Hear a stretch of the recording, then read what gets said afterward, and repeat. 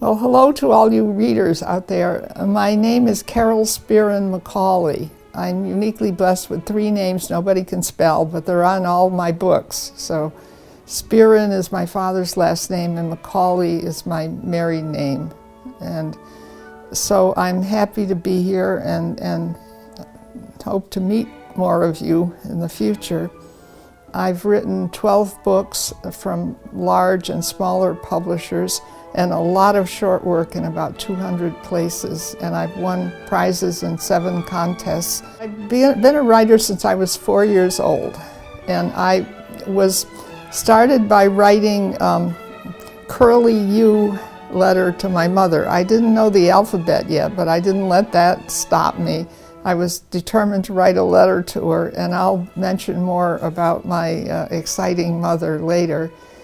And then we lived in a rented house in Lee, Massachusetts, opposite the graveyard, and I saw that all names have sounds in them, the vowels, including Y.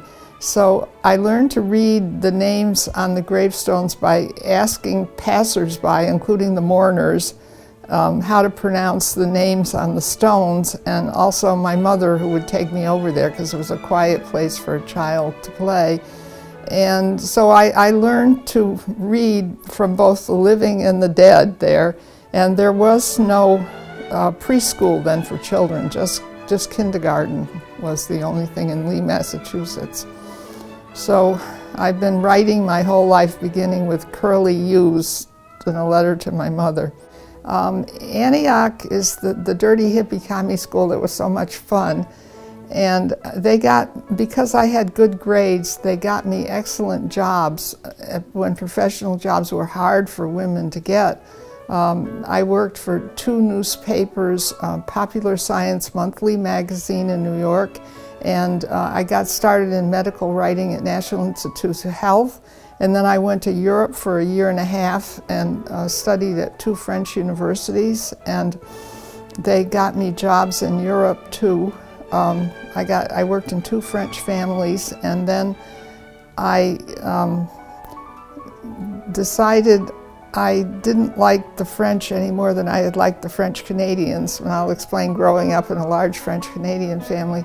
So they got me a job as a house mother for 17 children on the Isle of Jersey, which was challenging because some of the girls were just 3 or 4 years older than I was. And then I switched to Gerald Darrell's zoo. I was assistant animal girl in the monkey house. And that was very interesting. Gerald Darrell wrote my Family and Other Animals book, and his brother was Lawrence Darrell, the famous poet. So I enjoyed that work.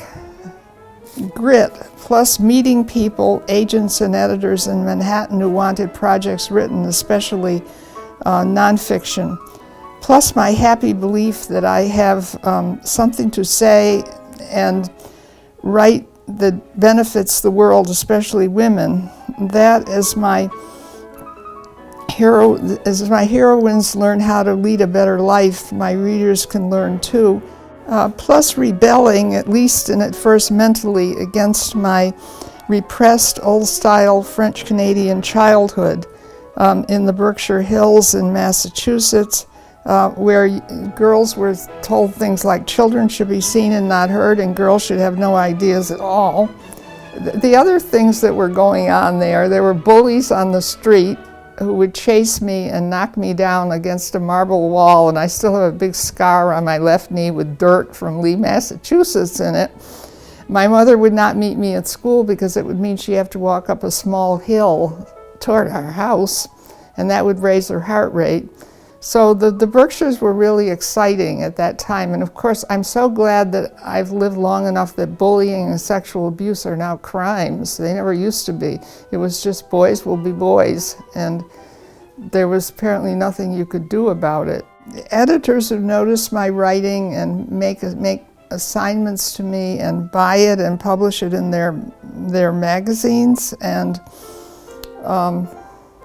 teachers who noticed my work when my parents didn't particularly and helped me with questions I had, I've always been excellent at school. I graduated first in my high school class of 485 people. And I studied like crazy because I knew that education and scholarships were my ticket out of the Berkshires. Surviving Breast Cancer, which came out in hardcover and paperback, it's new research on breast cancer, and it's not my story, it's the story of the women in the book. AIDS Prevention and Healing with Nutrition, I was the co-author of that in Greenwich, Connecticut, and that's explaining how the immune system works and how AIDS messes it up, and the new research in AIDS with the new drugs they're using now. When Your Child is Afraid, I wrote that with a psychologist in Manhattan, and it's 40 normal fears and knowing when they're turning into phobias. And my books get very good reviews from places like Publishers Weekly and Kirkus Reviews, which is one of the chief review places. My bestseller has been Pregnancy After 35. This has sold thousands of copies, and I did it backwards. I wrote the book first. It's a story of the women and who had babies at a later age. He was 1 day old, he weighed nearly 9 pounds, and he was giving the finger to reality here. He's a very good boy. He's the most successful relationship of my life, even though I was married many years to his father until his father died. And here he is at about 1 year old here, and then about 3 years old here. So now I'll go into my fiction books. The first one was The Honesty Tree, which is a love and business crisis in a New England town.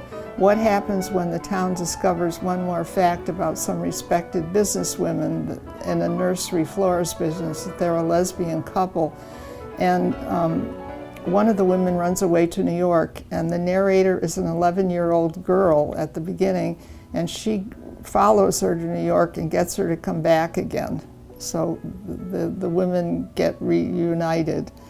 I'm the author of 2 medical murder mysteries, Cold Steel and A Winning Death, and these have got published in England and reviewed all the way to South Africa, published in South Africa, and they've gotten very good reviews.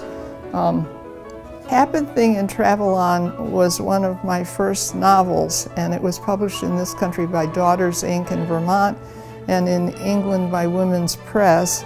And it's a suspenseful tale of 7 women who survive a plane crash in the winter in Vermont. And Happen Thing is a happening and Travel On is a house where a group of people survive for the winter. And one of the characters is a computer programmer, and she does the computer bits as a tribute to the women's time on the mountain, who survives and why, and who doesn't make it and why. And the final third of the book is anagrams and language learning fun and a satire of all the sentences in language classes, like the pen of my aunt is on the table. And so the final third of it, what I call Germlish, it's a combination of German and English, appeared in Germany as a separate book called 6 Portraits, Wild Birds on a Winter Mountain, through the University of Stuttgart. And it was quite unusual at the time. Time magazine calls it probably the world's only computer-assisted feminist novel. Find somebody who cares about your work, a mentor, find a good class that helps you say what you want to say in the best way possible. Being near New York always helps because that's where the editors and the agents and a lot of publishers are. It's much easier to meet people there. You need to learn how to deal with rejection and editors who don't accept your work, and you need to keep on looking. Online now there are a lot of contests and online magazines, and I subscribe to literary magazines, and I try not to get depressed if my work is rejected. Write lots of good stuff, folks, and help the world survive.